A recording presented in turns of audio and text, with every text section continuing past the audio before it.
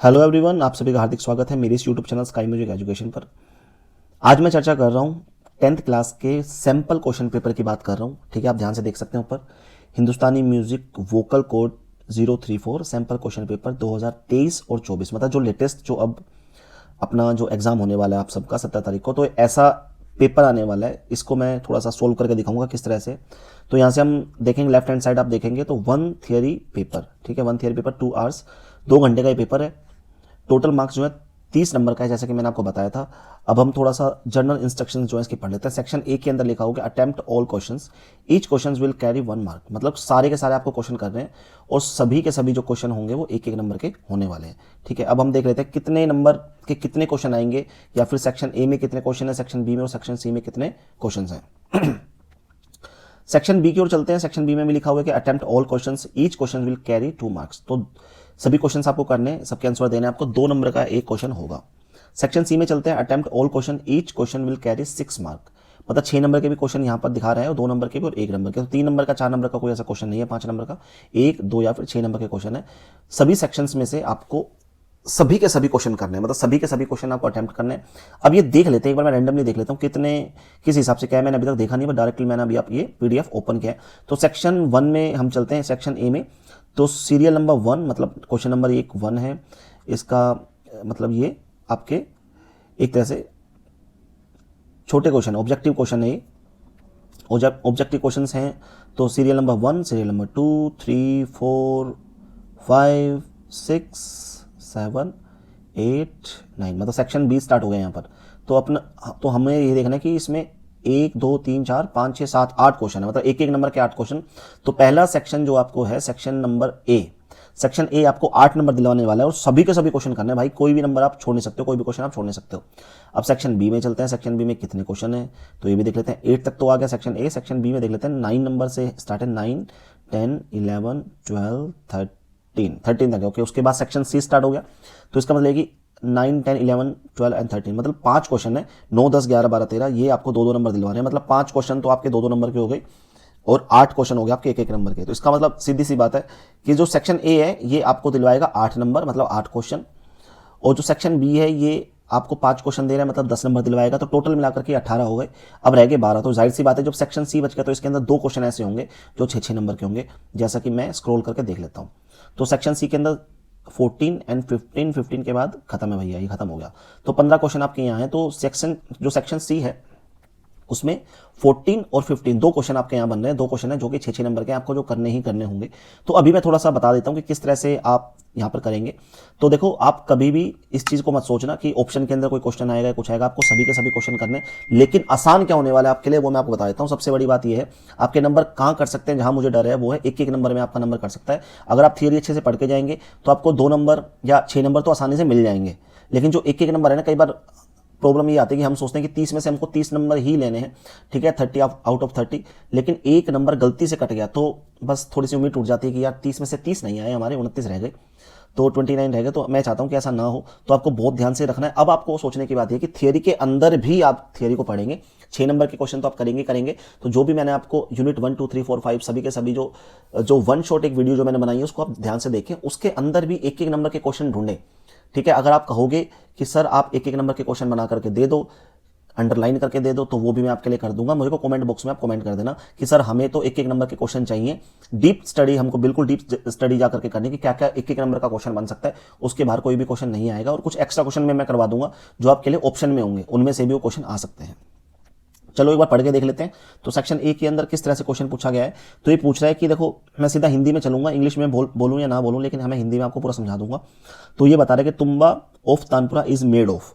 तो ये कह रहा है कि जो तानपुरे का जो तुम्बा है, तानपुरे का जो नीचे वाला जो तुम्बा होता है, जो गोल पार्ट होता है अंदर से खोखला होता है, ठीक है, वो किसका बना होता है। तो कह रहे हैं कि स्टील का, और ये गोल्ड मतलब लौकी का, या प्लास्टिक या आयरन। तो सीधी सी बात है वो लौकी का बना होता है, क्योंकि लकड़ी का बना होता है और लौकी एक सब्जी है, ठीक है, जंगली लौकी का बना होता है तुम्बा। तो तुम्बे का ये जो पहला है जो क्वेश्चन, इसका आंसर है 2, ठीक है, सेकंड ऑप्शन इसका सही है। सेकंड में बात कर रहे हैं, सेकंड क्वेश्चन में इन चौताल धा is use once, twice, thrice और 4 टाइम्स। मतलब कह रहे हैं कि जो धा जो शब्द है चौताल के अंदर, धा धा दिनता, किट धा दिनता, तिट कत गदिकन, ये चौताल के शब्द हैं, चौताल के जो बोल हैं, मात्राएं हैं। तो इसके अंदर जो धा शब्द है वो कितनी बार यूज हुआ है, तो हम एक बार गिन के देख लेते हैं। धा धा, दिन ता किट धा, दिन ता तिट कत गदिगन। तो हमारे धा जो है 3 बार यूज हुए हैं, तो इसका जो आंसर होगा ये थर्ड जो ऑप्शन है वो बिल्कुल ठीक है, 3 बार। तो हम थर्ड क्वेश्चन पे चलते हैं। थर्ड क्वेश्चन के अंदर ये पूछा गया है कि इन चारों ऑप्शन में से कौन सा ऐसा राग है जिन मतलब उनके ही नाम का थाट नहीं होता। ठीक है, उनके ही नाम का थाट नहीं होता। ऐसा कौन सा राग है जो अपने ही थाट से उत्पन्न नहीं हुआ है। Raga not originating from the similar name of thaat. तो यहाँ पर नंबर 1 ऑप्शन है खमाज। खमाज का भी थाट खमाज ही होता है। भोपाली का थाट कल्याण होता है, तो ये अलग है। भैरव का जो थाट है वो भी भैरव होता है। काफ़ी का थाट भी काफ़ी होता है। तो यहाँ पे जो सेकंड ऑप्शन है इसका भोपाली, वो बिल्कुल करेक्ट है। तो यहाँ पर भोपाली बिल्कुल अलग है। खमाज का खमाज, भैरव का भैरव, काफ़ी का काफ़ी थाट होता है, भोपाली का कल्याण होता है, तो ये अलग हो गया यहाँ पर। चौथे नंबर पर चलते हैं। Choose the correct statement. तो बिल्कुल सही जो स्टेटमेंट है वो हमें चूज करनी है। नीचे ऑप्शन है AB, AC, BC, BD। तो इनमें से ऑप्शन देखते हैं। तो इसका ऑप्शन मैं आपको पहले पढ़ के सुना देता हूँ क्या क्या है। सबसे पहले स्टेटमेंट ये बता रहे कि Tansen was the disciple of Pandit Bhatkhande. तो भातखंडे जी के शिष्य तानसेन थे, ये बात गलत है, तो ये बिल्कुल सही नहीं है। तानपुरा हैज़ 4 खुटीज, तो बिल्कुल होती है। तानपुरे के 4 खुटियाँ होती है, तो ये ऑप्शन सही है। एक तो बी ठीक है। फयाज खां बिलोंग टू आगरा घराना, तो फयाज खां आगरा घराने से बिलोंग रखते हैं, ये भी सही है।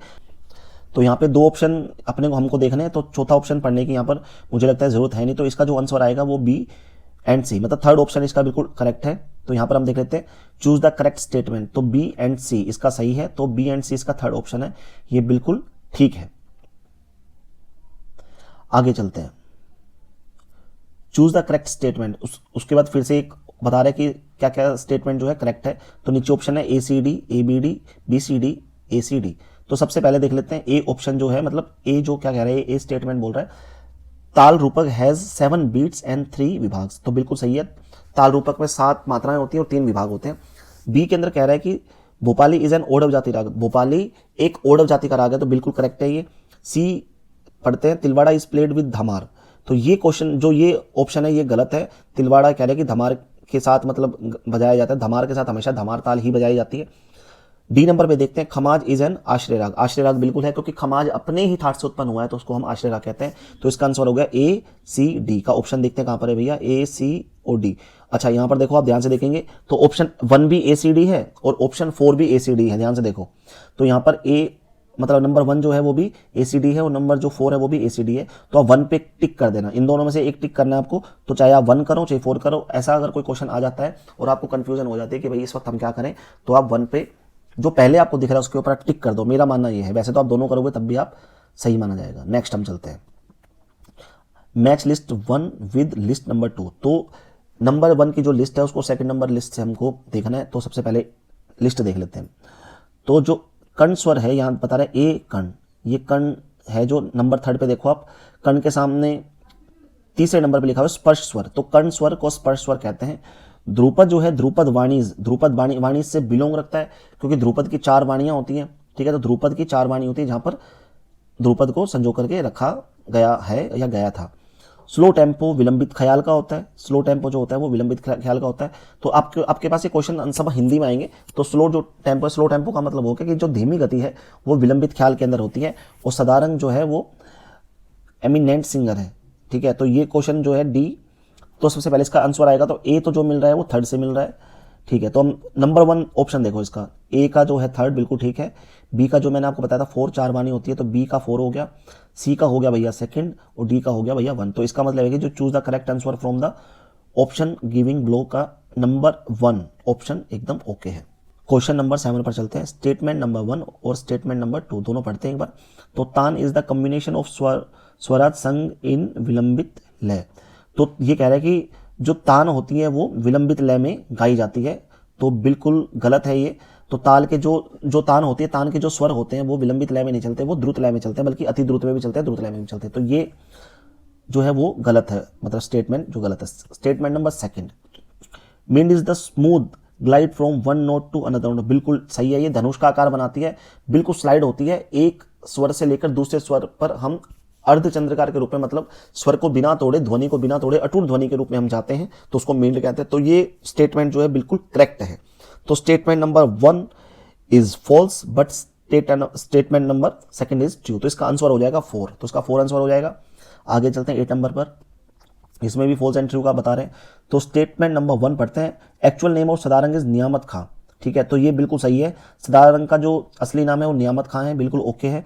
आगे हम बात करते हैं statement number 2, alap is sung at the end of a composition.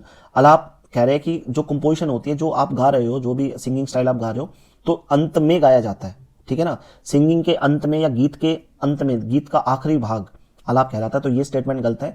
आलाप हमेशा गीत का पहला भाग होता है, सबसे पहले आरंभ में ही आलाप को गाया जाता है, और उसके बाद स्थाई गाने के बाद बीच में गाया जाता है। दो तीन जगह हम इसको आलाप में ले सकते हैं, लेकिन आखिरी में ताने चलती हैं या फिर तराने से खत्म होता है, तो आलाप लास्ट का भाग नहीं है। तो स्टेटमेंट नंबर 1 तो एकदम ओके है, और स्टेटमेंट नंबर जो 2 है वो रॉन्ग है। तो यहां पर हम देखेंगे इसका आंसर क्या हो सकता है।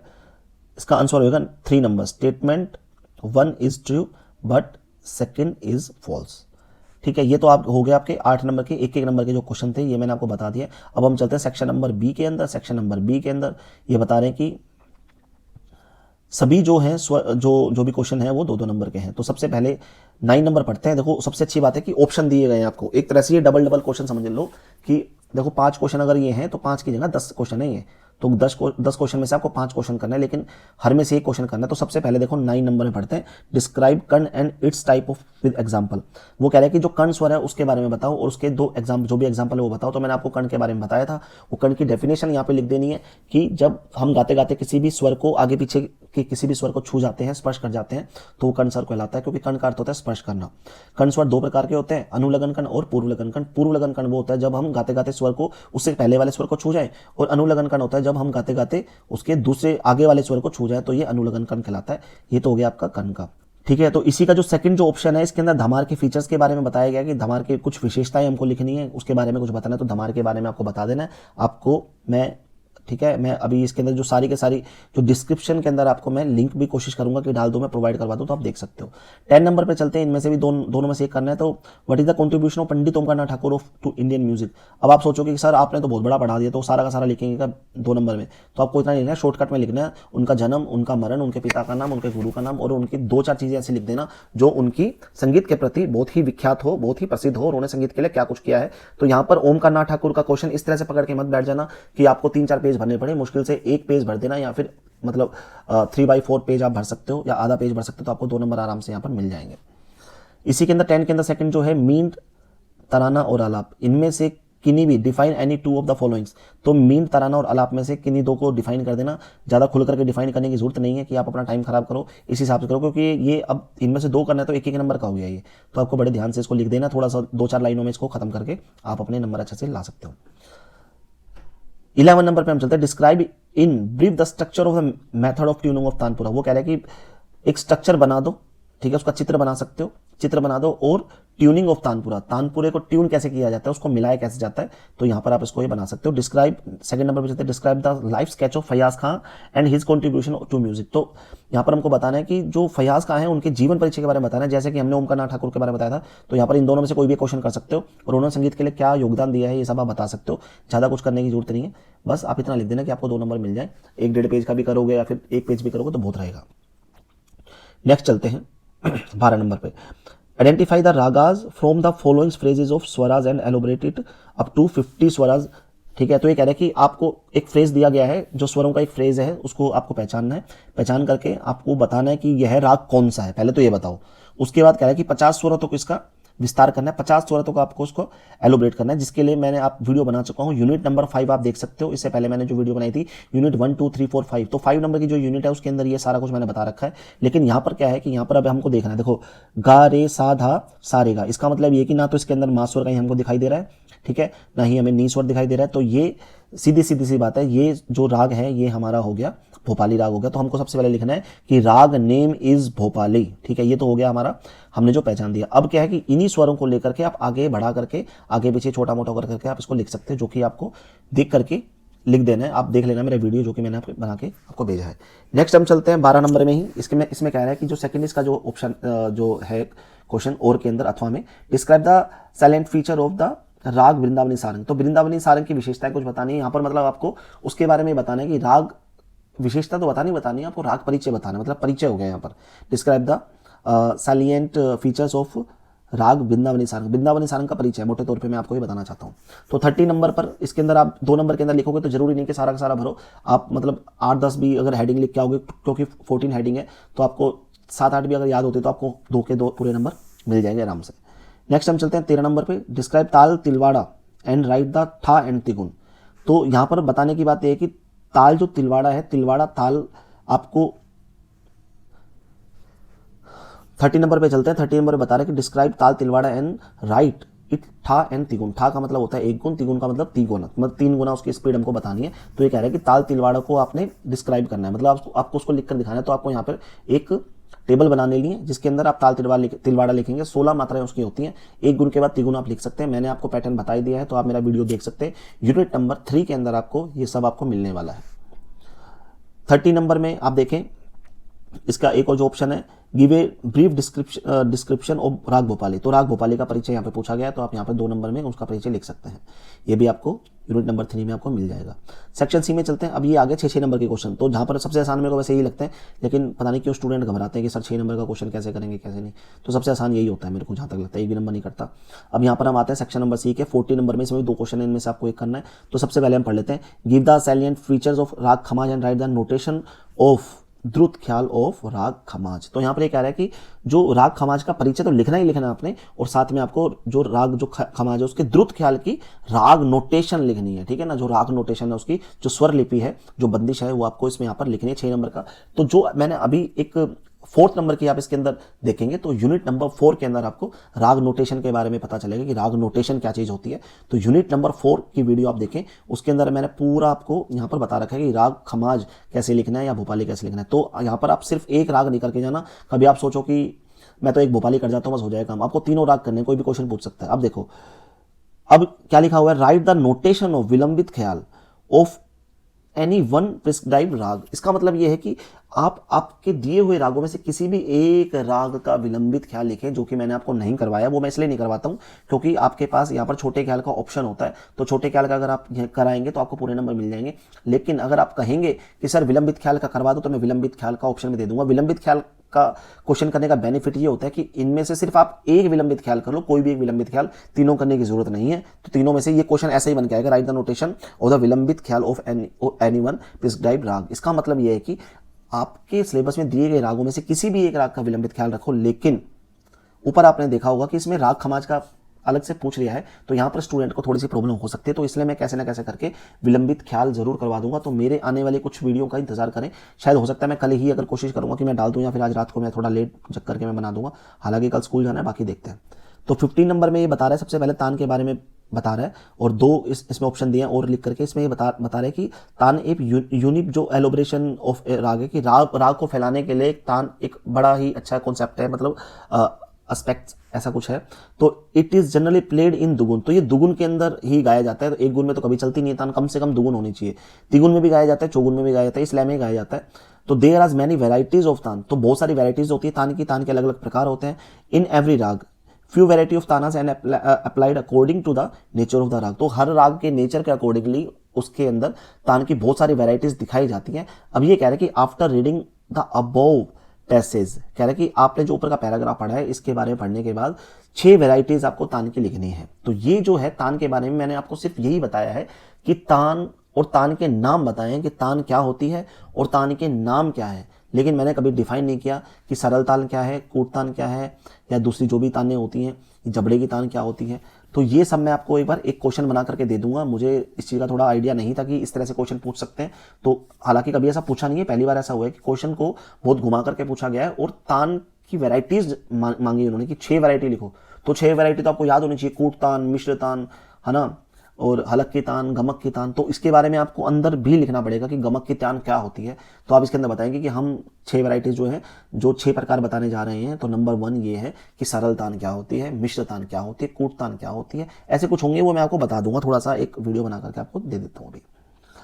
और बताया गया है लास्ट में, ठीक है। तो ये कह रहा है कि मतलब आज की जो प्रेजेंट टाइम के अंदर किसी भी एक वोकलिस्ट के बारे में, उसके लाइफस्टाइल के बारे में बताइए, ठीक है ना। ये कह रहा है critically analysis the style of any one vocalist of present time. तो आज के समय में जो है, मतलब जो अभी के समय में जो ऐसे आप जिसको भी आप मानते हो, या तो उनके लाइफस्टाइल के बारे में आपको बताना है, लेकिन वो बिल्कुल प्रॉपर होनी चाहिए। ऐसे नहीं कि मतलब जैसे आप सोनू निगम जी के या फिर किसी के बारे में बताना चाहते हो, या राशिद खान साहब जो भी उनका बेचारा इंतकाल हो गया उनका, तो राशिद खान साहब के बारे में बताना चाहते हो कि भाई ऐसे ऐसे, आपको राशिद खान साहब अच्छा गाते हैं, उन्होंने ये गाना गाया, उन्होंने वो गाना गाया, प्रॉपर आपको बताना पड़ेगा यहाँ पर कि उनका जन्म क्या है, माता पिता का नाम आपको पता होना चाहिए। तो एक ये क्वेश्चन ऐसा बनता है। तो ये क्वेश्चन मैंने पहली बार देखा है, तो ऐसा भी क्वेश्चन आप आ सकता है, लेकिन जरूरी नहीं कि ये क्वेश्चन आएगा ही आएगा, तो ये क्वेश्चन ना भी आए जरूरी नहीं। अगर ऐसे ही पेपर, बस ये कि आइडिया आपको मिल गया कि इस तरह से आपका क्वेश्चन पेपर बनेगा, ये फिक्स नहीं है कि क्वेश्चन ऐसे आएंगे। बहुत आसान क्वेश्चन हो सकते हैं, ये घुमा करके उन्होंने दे दिए, तो इसकी जरूरी नहीं है कि घुमा करके ही क्वेश्चन पेपर आएगा, बहुत आसान क्वेश्चन पेपर आ सकता है। तो ये हो गया भैया, आपको 3 सेक्शन मिलेंगे, सेक्शन ए, बी और सी। सेक्शन ए के अंदर आपको 8 क्वेश्चन मिलेंगे 1-1 नंबर के, सेक्शन बी में आपको 5 क्वेश्चन मिलेंगे 2-2 नंबर के, 18 ये हो गए, और सेक्शन सी के अंदर आपको 2 क्वेश्चन मिलेंगे 6-6 नंबर के। तो कुल मिलाकर के आपको 30 नंबर के आपको यहाँ पर जो थियरी है वो करना है। 2 घंटे के अंदर अंदर आपको क्वेश्चन करना ही पड़ेगा, आपको 2 घंटे के अंदर अंदर ये जल्दी करना है। तो ठीक है, तो थोड़ा ध्यान रखना और अपनी स्पीड को बना के रखना। तो thank you so much guys, आप सबको थोड़ा सा हो सकता है शायद अच्छा लगा हो ये वीडियो। तो अगर आपको वीडियो अच्छा लगा हो तो आप ये वीडियो को लाइक करें, चैनल को सब्सक्राइब करें, कमेंट करें, कुछ भी पूछा हो तो कमेंट कर सकते हैं। थैंक यू सो मच, बने रहिए मेरे इस YouTube channel sky music education से। Thanks a lot.